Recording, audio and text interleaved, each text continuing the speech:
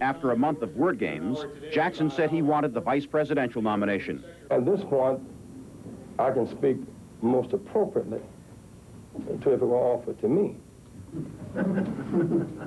I would accept it. The next day's pictures ended that wish. Thank you all very much. Jesse Jackson tried to mask his disappointment and vowed to take his campaign on to Atlanta. My plans remain the same. My name will go into nomination in fulfillment of the dreams and the hopes of those who have worked for that privilege to occur. And as an expression of the principles that this campaign represents. Finally, what has this year meant for Jackson and the Democratic Party? A close Jackson advisor is Burt Lance. I think he's made issues relevant that are really important to the future of the country, such as drugs, such as jobs. Jesse Jackson's name will be put into nomination for president Wednesday night. Richard Taylor is from Baton Rouge. He is 18 years old, about to enter Georgetown University in the fall. He is a Jesse Jackson delegate. I know you are part of this atmosphere of anticipation. What are you looking for in Jesse Jackson's speech tonight, Mr. Taylor? Well, basically, I'm not looking for anything. I'm here to support a message that I'm very well familiar with. It's a message of hope and inspiration, and it has inspired those people who have been left out of the democratic process.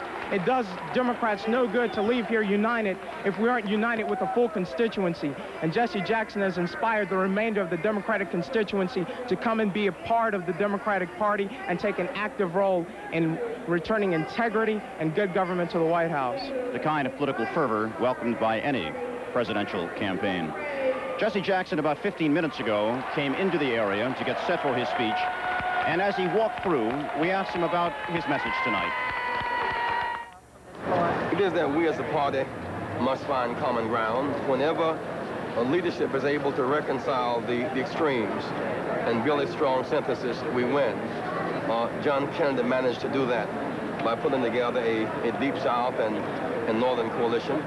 Lyndon Johnson was able to reconcile hawks and doves, because whether you a hawk or a dove, finally you still a bird.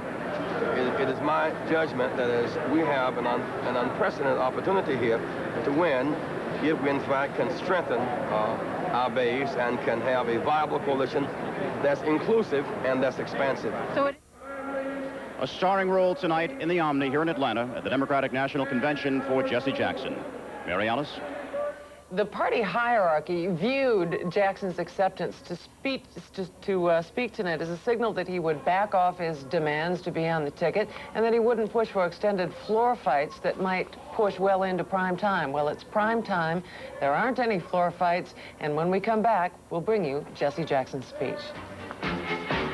Video about his family and his father. Here they come. They've been waiting there in the wings for about 10 minutes.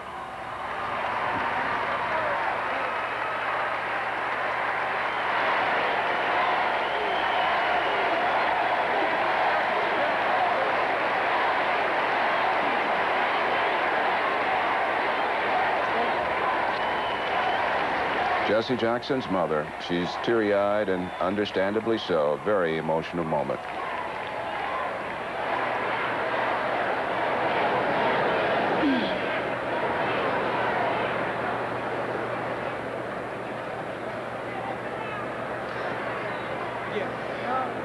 Hi, my name is Jacqueline Jackson.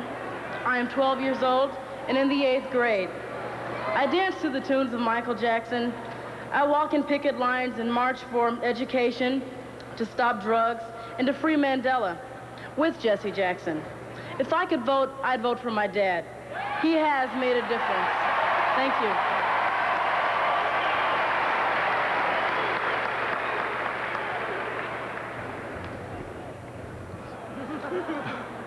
Good evening. My name is Yusuf Dubois Jackson.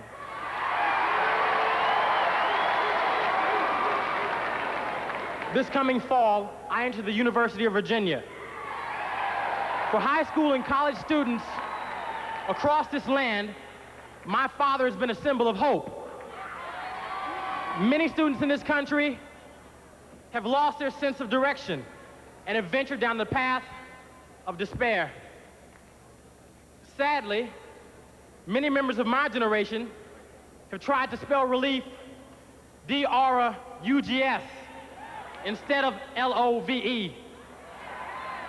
My father, being the general in the war on drugs, has offered us a way out.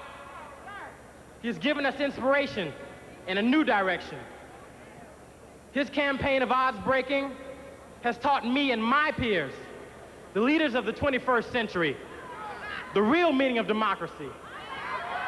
We all can rise from the valley and get to the mountaintop. I'm very honored to stand before the world tonight to witness and be a part of history. I'm very proud to be the son of Rev Jesse Louis Jackson. Father, I love you very much. Here's my sister Santita.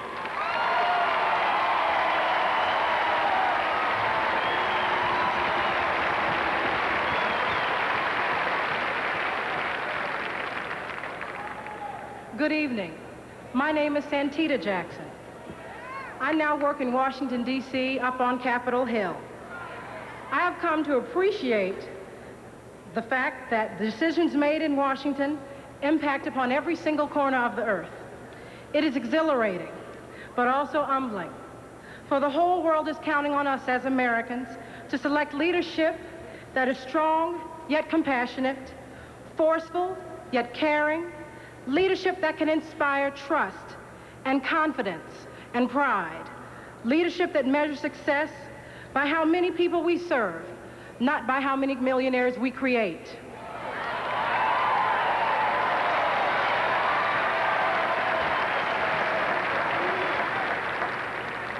Leadership like that comes in the form of my father, the Reverend Jesse Jackson. And now I'd like to introduce to you tonight my brother, Jonathan Luther Jackson.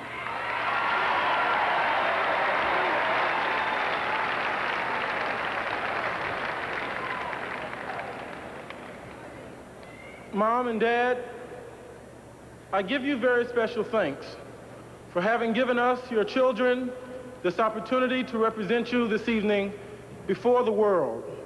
Indeed, you have much to be proud of, having graduated us from North Carolina A&T State University this past May.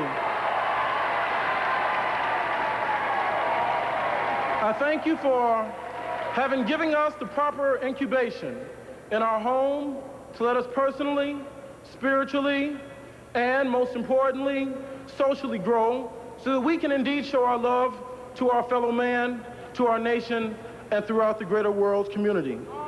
I have shared in this generation in following the leadership and vision of Jesse Jackson. Indeed, my father has given to me what I think is the most valuable gift.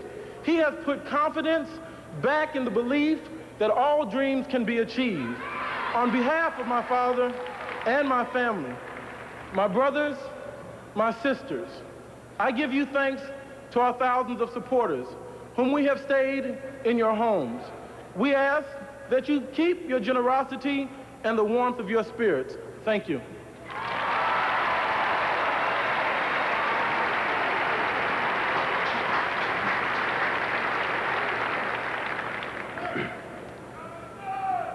I have the pleasure of introducing to some and presenting to others my parents, Reverend and Mrs. Jesse Jackson. To many, he is a hero. To us, he is also our father. Our father has taught us well. From him, we have learned that when confronted with challenge and controversy, we must stand up for the things that we believe in, because in the final analysis, truth will always prevail. And if we do our best, God will do the rest. My father has taught us to see. My mother, through her love, strength, and joy, helped us to dream. It is because of these lessons that each day I'm reminded of the words of the late Dr. Benjamin Elijah Mays. It must be borne in mind that the tragedy of life does not lie in reaching your goal. The tragedy lies in having no goal to reach. It isn't a calamity to die with dreams unfulfilled, but it is a calamity not to dream. It's not a disaster to be unable to capture your ideal, but it is a disaster to have no ideal to capture. It is not a disgrace to reach for the stars, but it is a disgrace to have no stars to reach for. not failure, but low aim is the sin.